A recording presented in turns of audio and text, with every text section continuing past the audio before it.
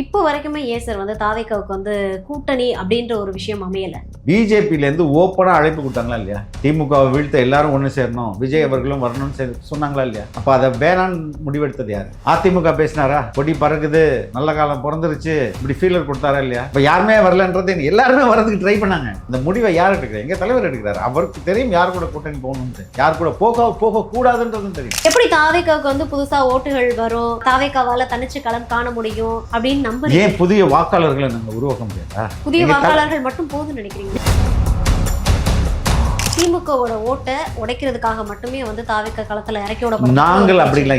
எங்களுக்கு நாங்கள் பவர் வரணும். இது யாரையும் ஓட்டை உடைக்கிறதுக்கு எந்த ஓட்டையும் நாங்கள் உடைக்கல. நாங்கள் எங்களுக்காக ஓட்டுகளை உருவாக்குறோம். அவங்க உருவாக்குற அந்த ப்ராசஸில் டிஎம்கேயோட ஓட் பேங்க் சரியும்.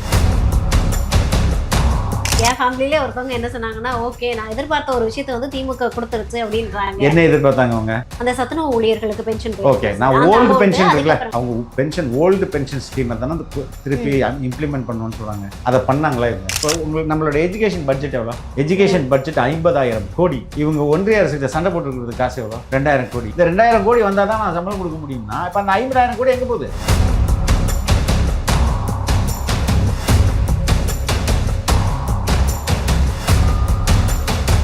இப்போ வரைக்குமே ஏன் சார் வந்து தாவேக்காவுக்கு வந்து கூட்டணி அப்படின்ற ஒரு விஷயம் அமையல?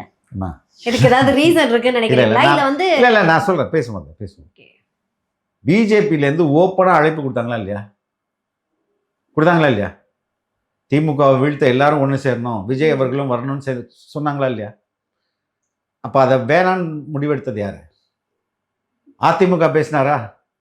கொடி பறக்குது, நல்ல காலம் பிறந்துருச்சு, இப்படி ஃபீலர் கொடுத்தாரா இல்லையா? கொடுத்தாங்களா இல்லையா? டிடிவி என்ன சொன்னார்? விஜய் வந்து விஜயகாந்தை விட மிகப்பெரிய தாக்கத்தை ஏற்படுத்தக்கூடிய ஒரு அரசியல் தலைவராக இங்கே வந்திருக்கிறாரு, அவரோட கூட்டணி வைக்கிறதுல என்ன தப்பு அப்படின்னு கேட்டாரா இல்லையா? இதெல்லாம் என்னது? சமிக்கைகள் தானே, ஃபீலர்ஸ் தானே. அதை என்டர்டெயின் பண்ணுற இடத்துல தானே நாங்கள் இருந்தோம். இப்போ யாருமே வரலன்றது எல்லாருமே வர்றதுக்கு ட்ரை பண்ணாங்க. தேவர் லிட்ரலி வெயிட்டிங். எங்களோட வாசலில் நிற்காத போகிற தான். அந்த முடிவை யார் எடுக்கிறார்? எங்கள் தலைவர் எடுக்கிறார். அவருக்கு தெரியும் யார் கூட கூட்டணி போகணுன்ட்டு, யார் கூட போகக்கூடாதுன்றதும் தெரியும். இது அகெயின் மீடியா நரேட்டிவ். யாருமே வரல, எல்லாருமே கேட்டாங்களே வாங்க வாங்க வாங்க வாங்கன்ட்டு. யாராவது திமுகவை தவிர, திமுக கூட்டணியில் உள்ள ஒரு சில கட்சிகளை தவிர எல்லாரும் வாங்க வாங்கன்னு தான் கூப்பிட்டாங்க கூட்டணிக்கு. இப்போ காங்கிரஸ் வந்து கூட்டணிக்கு வரும்னு ஒரு பேச்சு இருந்தது. ஆனால் வந்து அதுக்கு முற்றுப்புள்ளி வைக்கிற விதமா ஒரு கூட்டத்தை போட்டு இல்லை திமுக காங்கிரஸ் கூட்டணி ரொம்ப ஸ்ட்ராங்காக இருக்கு அப்படின்னு. நாங்கள் தான்மா கொடுக்குற எண்டில் இருக்கோம், நாங்கள் ரிசீவிங் எண்ட்லே கிடையாது. நாங்கள் தான் கொடுக்கணும், நாங்கள் ரிசீவிங் எண்டில் கிடையாது. அதைத்தான் எங்கள் தலைவர் ரொம்ப மறுபடியும் ஸ்ட்ராங்காக சொல்லிட்டு இருக்காரு. கூட்டணியை பொறுத்தவரை இறுதி முடிவு தலைவர் தான் எடுப்பார். ஆனால் அவர் சொன்னதே தான் நானும் சொல்கிறேன். எங்களுக்கு கூட்டணி மட்டுமே எங்களுடைய வெற்றியை உறுதி செய்ய போகிறதில்ல, நாங்களே எங்களால் தனியாகவே வெற்றி பெற முடியும். இதை வந்து நம்ப விடாமல் எல்லா மீடியாவும் வேலை செய்யும். புரியுதுங்களா? ஏதோ நேற்று எல்லா மீடியாவும் தாவேக்காவை பற்றி தான் சார் பேசிகிட்டு இருக்கு. வேற வழி ஒன்று, நீங்கள் தூற்றணும் இல்லைன்னா போட்டணும், ரெண்டு தானே பண்ண முடியும். ரைட்டுங்களா? தாவேக்கா வருகைக்கு முன்பு, தாவேக்கா வருகைக்கு பின்பு, இப்படி தான்மா நீங்கள் தமிழக அரசியலில் 26 நீங்கள் பார்க்கணும். அப்போ இங்கே வந்து இன்றைக்கும் மையப்புள்ளி எது? தாவேக்கா தான் மையப்புள்ளி. நீங்கள் என்ன சொன்னாலும், எவ்வளோ ஃபேக் நரேட்டிவ் செட் பண்ணாலும் ஒன்றும் கதை நடக்காது. ஆனால் இப்போ நீங்கள் பார்த்தீங்க அப்படின்னா திமுகவில் இருக்கக்கூடிய கூட்டணி அப்படியே இருக்கு. இதுக்கு முன்னதாக தேர்தலை சந்திச்சா அதிமுக கூட்டணி அப்படின்றது அதே செட்டப்ல தான் இருக்குன்ற பட்சத்தில் எப்படி தாவேக்காவுக்கு வந்து புதுசாக ஓட்டுகள் வரும், தாவேக்காவால தனிச்சு களம் காண முடியும் அப்படின்னு நம்புறீங்க? ஏன் புதிய வாக்காளர்களை நாங்கள் உருவாக்க முடியாதா? புதிய வாக்காளர்கள் மட்டும் போதும்னு நினைக்கிறீங்க? இல்லை, புதிய வாக்காளர்கள் மட்டுமே இல்லைம்மா, சொல்கிறேன் நான். புதிய வாக்காளர்கள் ஒரு பக்கம் உருவாக்கும். அதே மாதிரி திமுகவுடைய ஓட் பேங்க் இருக்குல்ல, வாக்கு வங்கி, அதை உடைப்போம், சுக்குநூறாக்குவோம். நீங்கள் ஐ எம் நாட் ஜோக்கிங், நீ வெயிட் அண்ட் சி.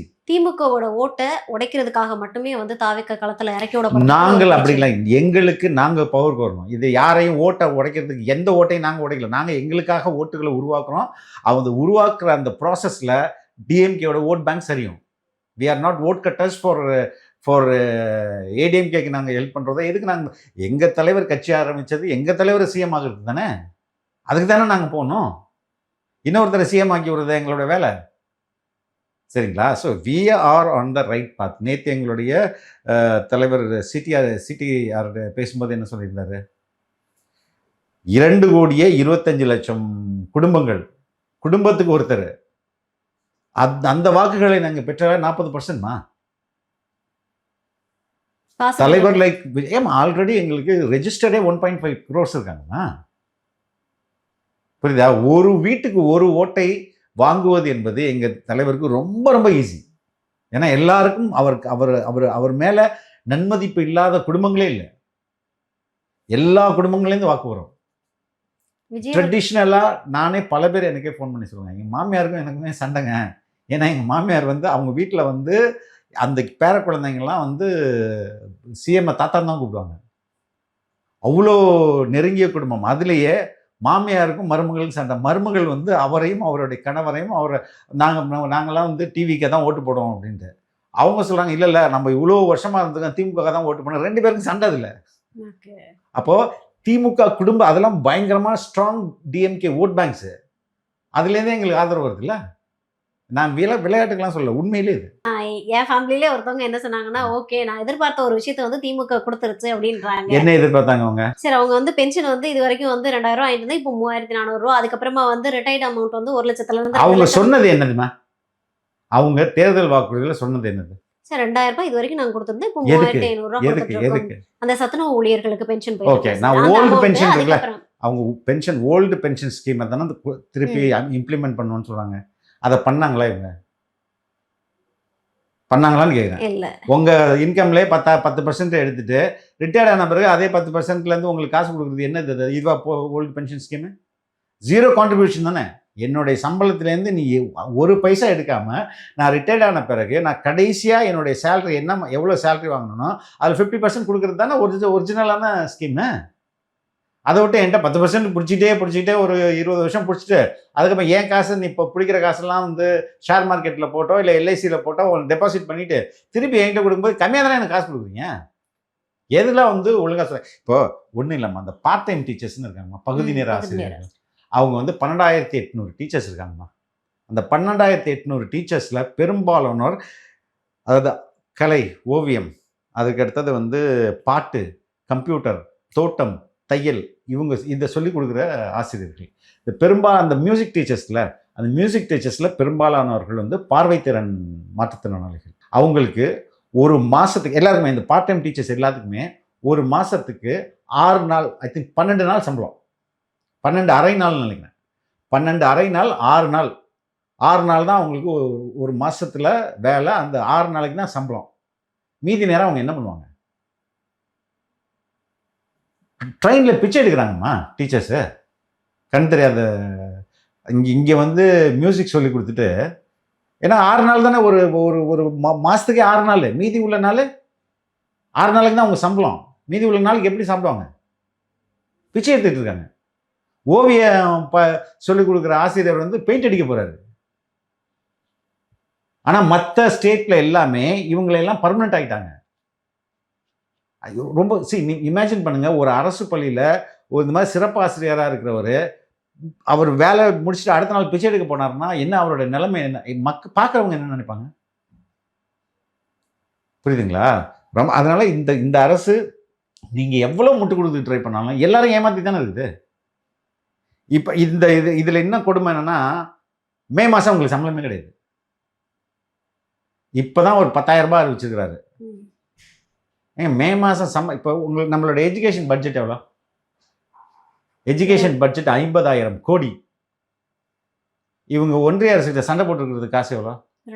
2,000 கோடி. எது இது ரெண்டையும் கம்பேர் பண்ணுமா? 50,000 கோடி எங்கே இருக்குது? 2,000 கோடி எங்கே இருக்குது?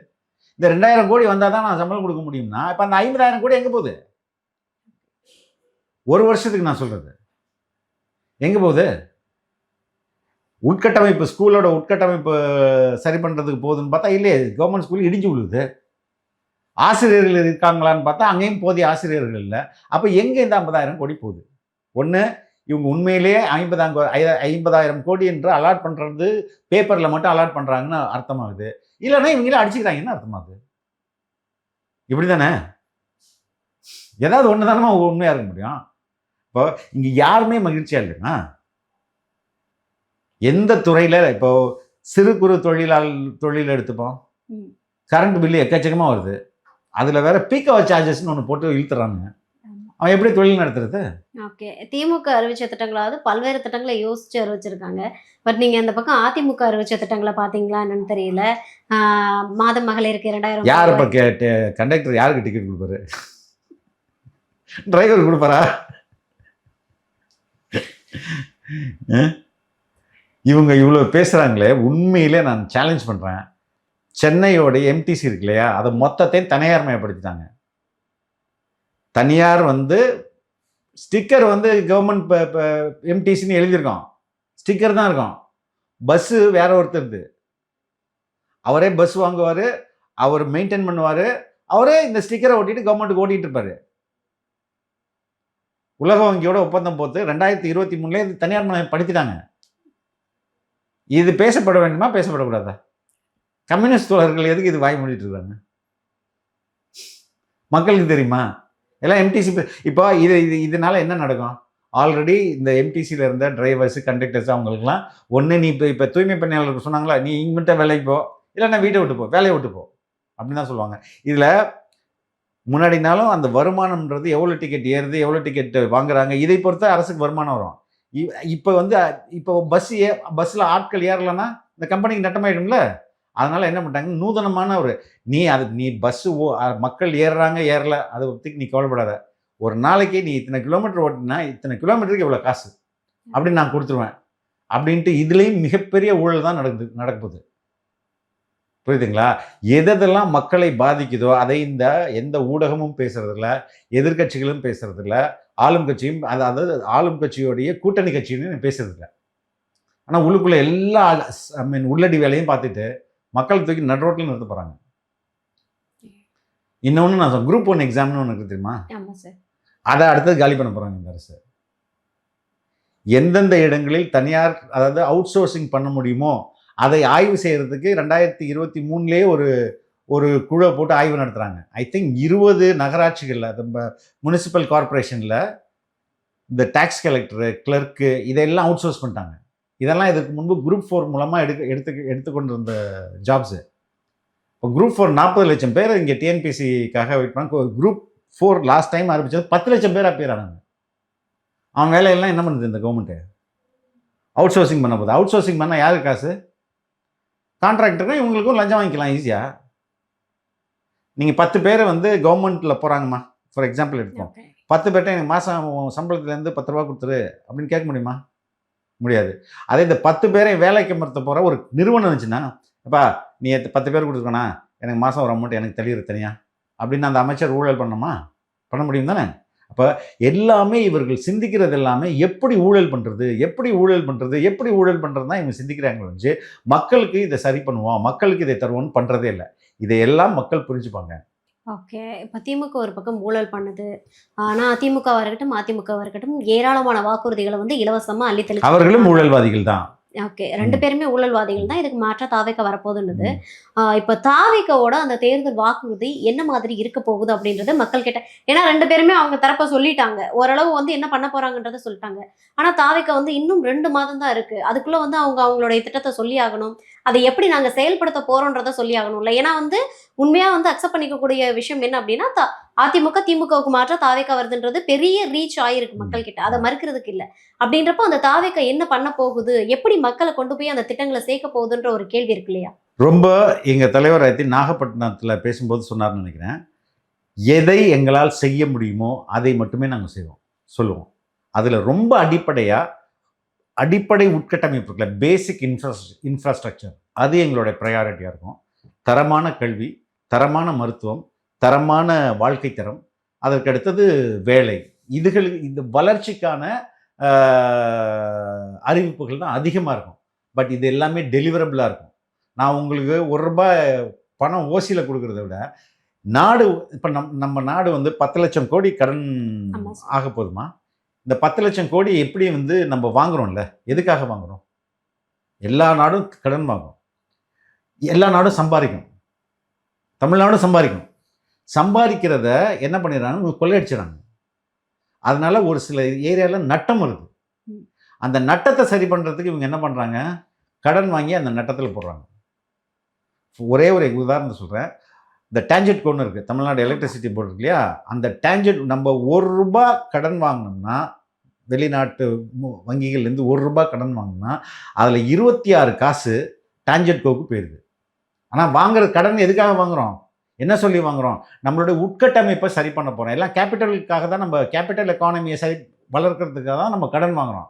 ஆனால் அதில் 45% இவங்க ஆல்ரெடி ஊழல் பண்ணதை மறைக்கிறதுக்கும், இந்த மகளிருக்கு ₹1000 கொடுக்கறதுக்கும், புதுசாக ஊழல் பண்ணுறதுக்கும் இதை பயன்படுத்திக்கிறாங்க. இதனால் நமக்கு நட்டம் வருது. அந்த நட்டத்துக்கு மறுபடியும் கடன் வாங்குகிறோம், வட்டி கட்டுறோம், இப்படி போயிட்டுருக்கு. இதுக்கு எல்லாம் காரணம் அடிப்படை இந்த ஊழல் தான். இதை நிறுத்துங்க. நான் சொல்கிறது அடிமட்டத்தில் இல்லை, மேல் மட்டத்தில் அமைச்சர்கள்லாம் அடிக்கிறாங்களே ஊழல் 1000 கோடி, 2000 கோடி, 60,000 கோடி, 80,000 கோடின்ட்டு. இதை ஸ்டாப் பண்ணாலே தமிழக அரசு இருக்குல்ல, அதுக்கிட்ட நிறைய சர்ப்ளஸ் வரும். ஒரு அரசு சம்பாதிச்சதுன்னா, இப்போ நான் நீங்கள் சம்பாதிக்கிறீங்க, உங்கள் காசை போய் எங்கே செலவு பண்ணுவீங்க, யார்கிட்ட கொடுப்பீங்க? I am asking you. அரசுகிட்ட இல்லை, நீங்கள் ஏர்ன் பண்ணுறேன் நான் earn பண்றேன்னா என் வீட்ல கொடுப்பேன் சார். உங்கள் ஃபேமிலிக்கு, உங்கள் கணவருக்கு, குழந்தைகளுக்கு, அப்படி தானே நீங்கள் செலவு பண்ணுவீங்க. அப்போ அரசு சம்பாதிக்கிறத யார்கிட்ட கொண்டு போய் கொடுக்கும், யார்கிட்டமா கொடுக்கும்? ஆக்சுவலா பப்ளிக் கிட்ட கொடுக்கணும். ஆமாம், அதுதானே சரி. இப்போ அது ஏன் இங்கே நடக்கலை? இப்போ ஆசிரியர்களுக்கு சம்பளம்ன்றது அரசு கொடுக்குறது தானே. அப்போ ஏன் உங்களால் கொடுக்க முடியல? ஏன்னா இவங்க காசு அடிச்சுட்டு போயிடறாங்க. அதனால குடும்பத்துக்கு கொண்டு போய் அவங்க குடும்பத்துக்கு கொண்டு போயிடுறாங்க. ஆமாம், அவங்க குடும்பத்துக்கு கொண்டு போயிடறாங்க. அதனால அப்போ ஏன் செவிலியர்களுக்கு கொடுக்க முடியும்? இது எல்லாத்துக்கும் காரணம் இவங்க 60,000 கோடி 70,000 கோடி ஒரு ஒன் இயரில் நீங்கள் ஊழல் பண்ணீங்கன்னா ஒரு டிபார்ட்மெண்ட்டில், அப்புறம் எப்படி நம்ம அரசுக்கிட்ட காசு இருக்கும்? அப்போ இதை அகற்றினாலே, இந்த ஊழல் அகற்றினாலே தமிழ்நாட்டுடைய கையிருப்பு வந்து பல மடங்கு அதிகரிக்கும். இந்த பல மடங்கு அதிகரிக்கும் போது உங்களுக்கு எல்லாத்தையும் தரமாக நான் தர முடியும். தரமான சாலை, தரமான தண்ணீர், தரமான மருத்துவம், தரமான படிப்பு, தரமான வீடு, எல்லாத்தையும் நம்மளால தர முடியும்ல. புரியுதுங்களா? இதுதான் தாவேகாவோட அடிப்படையாக இருக்கும். ஓகே, தேர்தல் அறிக்கை முழுமை பெற்ற எப்போ சார் வெளியில் வரும்னு எதிர்பார்க்கலாம்?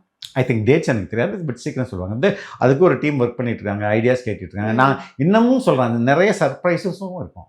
ஓகே, இல்லை ஒரு பக்கம் என்ன பேசப்படுதுன்னா அதிமுக என்ன அறிவிக்கிறது, திமுக என்ன அறிவிக்கிறது. எங்களுடைய ஐஆர்எஸ் அருண்ராஜ் அவர்களுடைய தலைமையில் அந்த குழு எங்கன்னா, அவர் வந்து ஒரு சிவில் சர்வீஸ் முடிச்சவர் தானே, அவர் கிராஸ் ரூட்லேருந்து ஒர்க் பண்ணியிருப்பார்ல, அவருடைய தலைமையில் தானே ஒர்க் பண்ணுறாங்க. அப்போ எதுக்கு நாங்கள் காப்பி அடிக்கணும்? இது என்ன, நாங்கள் என்ன டிஎம்கேவா? இந்த 1000 ரூபான்னு கமல்ஹாசன் சொன்னதுக்கு அப்படியே உள்ள போடு அப்படின்றது அப்படிலாம் கிடையாது. We are working on it. We will have a very one of the best election manifesto இருக்கும். தொடர்ந்து இப்போ எல்லாருமே பாஜக இருந்து பேசினாங்கன்னா, இது வரைக்குமே வந்து அதிமுக தலைமையில் கூட்டணி அப்படின்னாங்க. திடீர்னு பிரதமர் வந்து என்டிஏ தலைமையில் கூட்டணி அப்படின்னா, பாஜக முழுவதுமா வந்து தமிழகத்தை ஆட்கொள்ளணும் அப்படின்ற ஒரு ஐடியாலஜி உங்களுக்குள்ள இருக்குன்னு பார்க்கலாமா?